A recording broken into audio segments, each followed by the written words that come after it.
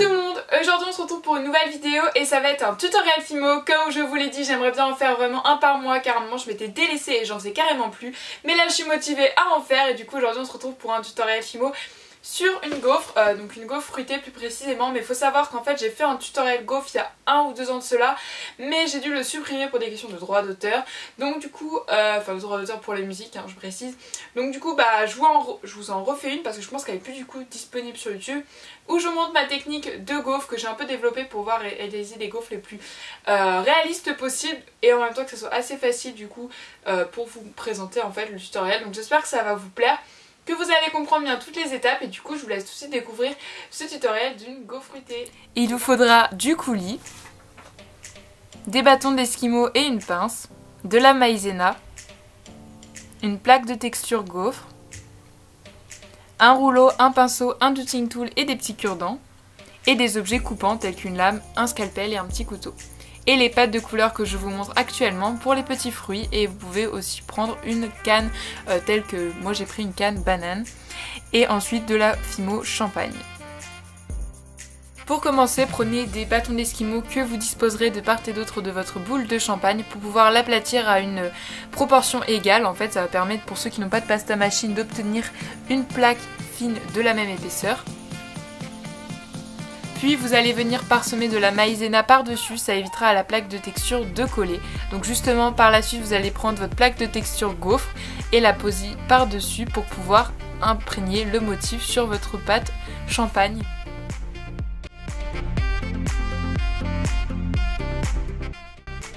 J'aplatis bien avec mon rouleau par-dessus pour être sûr que le motif soit bien marqué dans la pâte.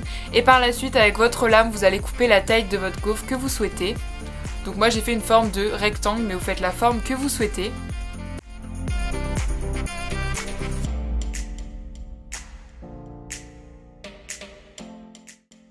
Par la suite vous allez venir prendre votre dotting tool et en fait dans chaque petit carreau qui s'est formé, vous allez tout simplement texturer comme vous voyez avec les images. Ça va permettre de donner un côté plus réaliste à votre gaufre et je fais pareil sur les bords de ma gaufre en fait.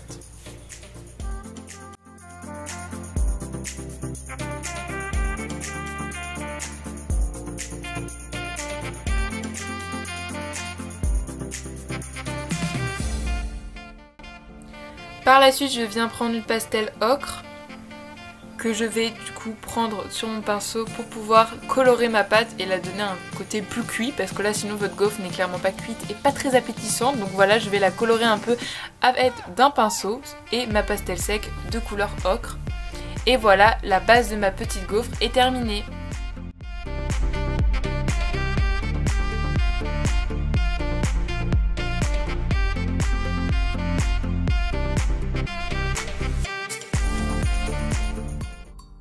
Donc maintenant on va passer à la déco de votre gaufre, donc bien sûr elle est comme vous voulez, mais moi je vais vous montrer une technique que j'ai fait pour faire des petites gaufres fruitées. Donc pour cela je viens prendre différentes couleurs qui rappellent un peu des fruits rouges.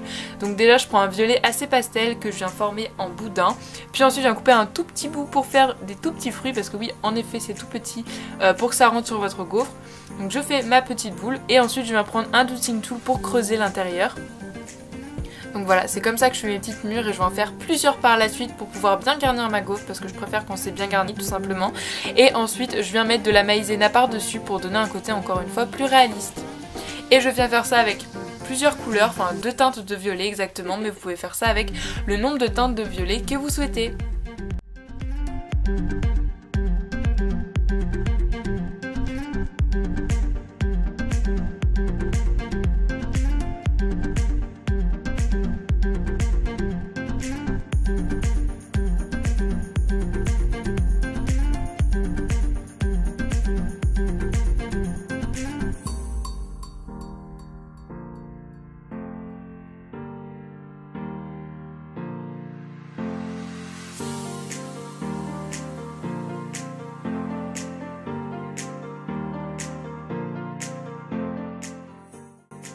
Puis vous allez prendre votre canne banane et couper des petites tranches pour encore une fois agrémenter votre gaufre.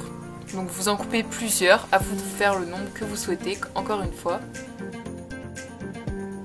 Puis vous allez prendre une boule de pâte rose et avec un dotting tool en fait je vais faire plein de petits points dessus pour former un autre fruit. Donc je ne sais pas quel nom il porte mais voilà, j'ai fait un autre fruit tout simplement pour donner un peu plus de couleur à ma gaufre.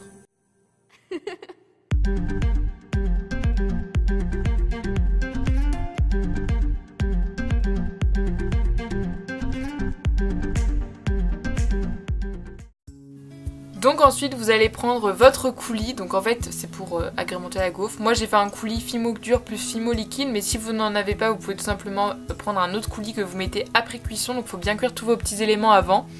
Donc du coup je viens appliquer mon coulis, j'ai mis un peu de jaune, un peu de violet, voilà j'ai mis plusieurs coulis dans cela alors que celle que j'avais fait avant j'avais juste mis du violet. Mais c'est vraiment à vous de voir pour faire comme vous souhaitez, voilà j'avais envie d'essayer comme ça. Mais je vais vous avouer que à la fin je préférais les anciennes que j'avais fait, enfin celle avec le coulis juste violet et pas de coulis jaune. Donc voilà. Et donc il ne vous reste plus qu'à disposer tous vos fruits sur votre petite gaufre. Donc mettez-les aléatoirement comme vous souhaitez.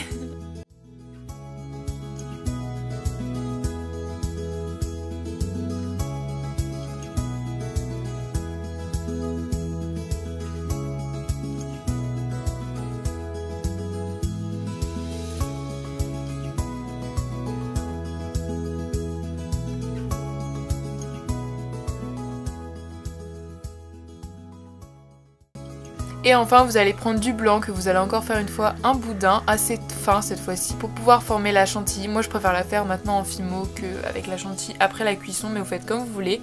Donc je fais mon boudin bien fin et ensuite je vais venir le couper et faire un petit, je sais pas trop comment on dit, mais un petit tour en fait sur lui-même. Je pense que vous verrez très bien avec les images. Je vais m'aider de mon doodling tool voilà pour le faire, mais comme c'est tout petit c'est assez délicat à montrer. Mais je pense que vous voyez plutôt bien quand même avec les images. Et ensuite je viendrai le mettre sur ma gaufre.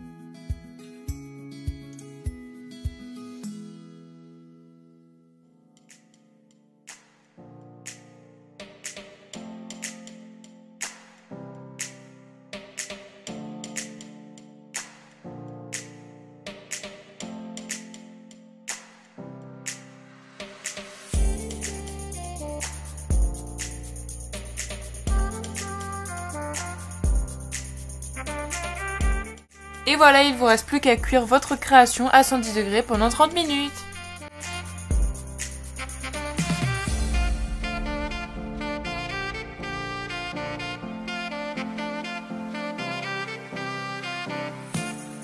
Cette vidéo touche à sa fin, j'espère que vous aurez compris bien toutes les étapes et que cela vous aura inspiré pour vos futures créations.